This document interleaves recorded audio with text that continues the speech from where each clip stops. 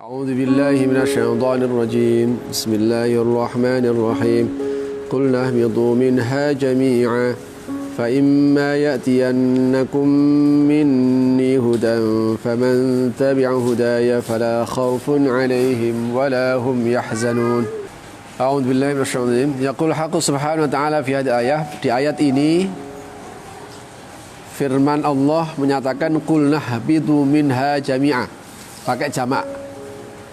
Turunlah kalian semuanya dari surga. Turunlah kalian semuanya dari surga. Di surah Al-Baqarah. Tapi fi surah Toha, cuma di surah Toha, yaqulu jalla jalaluh, ayat tidak seperti ini. Qala habitu minha jami'a. Jadi sama. Cuma yang satu di surah Al-Baqarah dengan menggunakan jamak, di surah Toha dengan menggunakan musanna namanya, tasniyah, dua. Cuma dalam bahasa Indonesia itu kan kita hanya mengenal saya. Kalau dua apa dua? Kita, kamu berdua. Kalau saya berdua? Kita. Kalau kami apa? Repot bahasa Indonesia itu. Bahasa Indonesia cuma ada satu dan banyak gitu. Saya dan lebih dari saya. Jadi kalau dua ke sana itu berarti kita atau kami. Tapi kalau bahasa Arab enggak. Saya, ada berdua, musanna, ada kami, ada jamak. Nah, di sini ada bentuk yang berbeda. Sama-sama perintah turun, tapi yang di surah Al-Baqarah pakai jamak, di surah Toha pakai musanna, pakai dua. Indama khatab Allah Subhanahu wa taala bi surah al-jam'i, ketika Allah menyebutkan dengan menggunakan bentuk jamak di surah Al-Baqarah, kana khitab likulli dzurriyyati Adam al-madhkurah fi dhahri. Itu artinya kami atau turunlah kalian. Kalian itu maksudnya Adam, Hawa dan dzurriyyahnya. Di mana dzurriyyahnya? Sama amrun lahum jami'an bil hubud. Adam, Hawa dan anak turunnya. Di mana anak turunnya itu? Anak turunnya masih ada di Zuhri, ada di sulbinya. Kira-kira sulbilah, kira-kira bahasa kita begitu. Adam, Hawa dan dzurriyyahnya. Jadi anak turun Adam. Kenapa? Li'anna kulla wahidin minna, karena masing-masing kita ila antakum as-sa'a fihi juz'un min Adam. Jadi sejak Adam dan kemudian turunnya sampai ila yaumil qiyamah itu juz'un min Adam. Dia dari Adam. Jadi kita ini satu keluarga, satu nenek moyang, Mbah Adam. Jadi itu sama. Cuma ini dipermasalahkan oleh salah seorang mufassir. Ada yang tidak setuju bahwa manusia itu semuanya dari Adam. Bahwa Adam Abul Bashar iya. Tapi bahwa semua manusia itu keturunan Adam itu ada yang salah seorang mufassir tidak setuju begitu. Logikanya mereka begini logikanya. Manusia di dunia ini itu ada 5 warna kulit. Kulit putih, lawannya apa? Hitam. Kulit coklat, kulit kuning, kulit merah. Ada ya? Kulit merah kan? Iya, kulit merah. Jadi hitam, putih, coklat, kuning, merah. Ini secara zahiriyah ya. Mereka yang hitam pekat seperti Zimbabwe, Nigeria, terus apa? Somal, ya sekelompok-kelompok sana lah.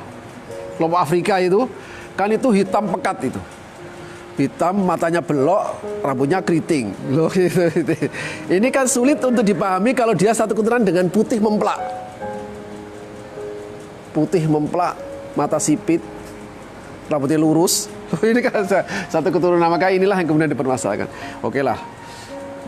Kata Allah, ma asyhadtuhum khalqas samawati wala khalqa anfusihim ma kuntu muttakhidal mudillina. Terus pokoknya aku enggak pernah ngangkat seorang saksi. Karena itu ketika Al-Qur'an menyebutkan tentang manusia itu dari Adam, min jinsihi. Maksudnya dari jenis yang sama dengan Adam.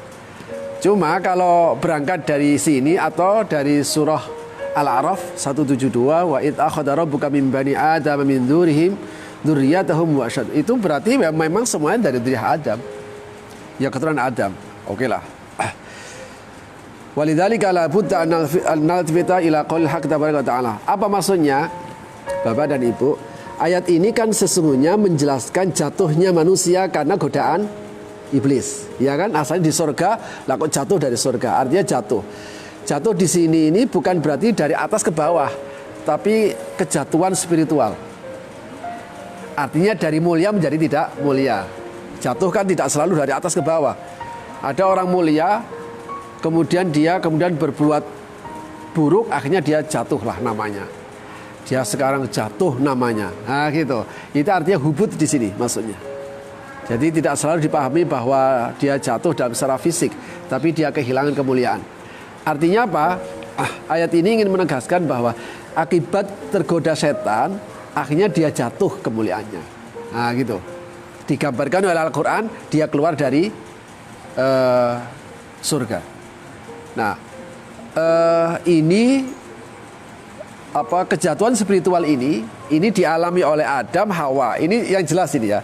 Adam, Hawa jelas karena dia sosok yang benar-benar bertemu langsung dengan iblis saat itu.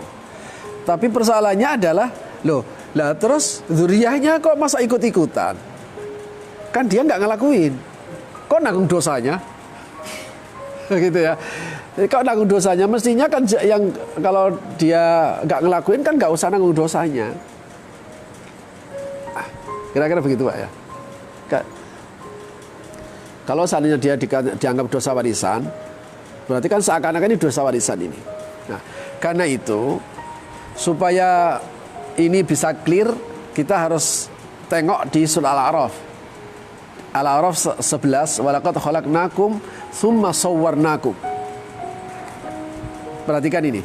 Sungguh kami menciptakan kum. Kum itu siapa? Kalian. Kalian berarti banyak. Tsumma sawwarnakum, kemudian kami bentuk kalian, itu berarti kan banyak.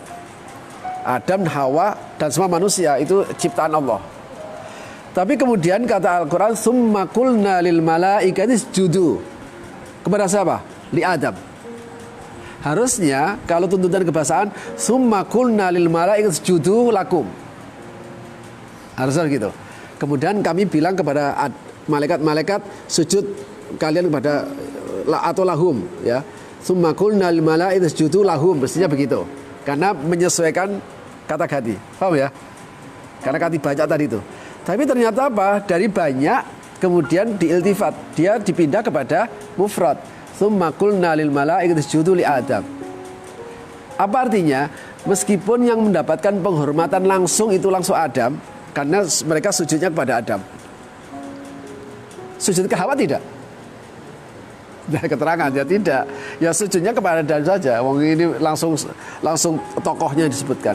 Artinya meskipun sujudnya itu kepada Adam, artinya meskipun penghormatan malaikat itu hanya diberikan ke Adam, maka sesungguhnya penghormatan ini juga diberikan kepada anak turunnya. Jadi kita ikut-ikutan mendapatkan penghormatan disujudi oleh malaikat. Oh gitu.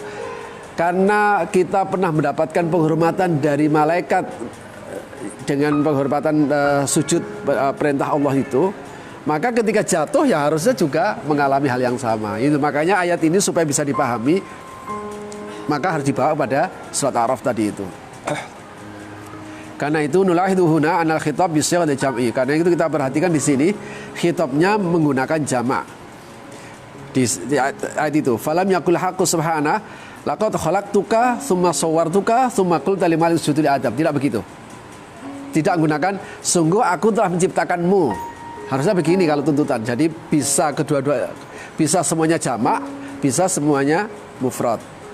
Tapi kan tidak. Kami ciptakan kalian, padahal Adam yang dimaksudkan. Kami bentuk kalian, padahal Adam yang dimaksudkan.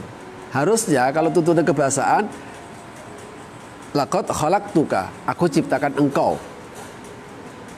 Kemudian kamu bentuk engkau, tsumma qultu lil malaik, kemudian aku katakan kepada malaikat usjudu li Adam. Tapi tidak.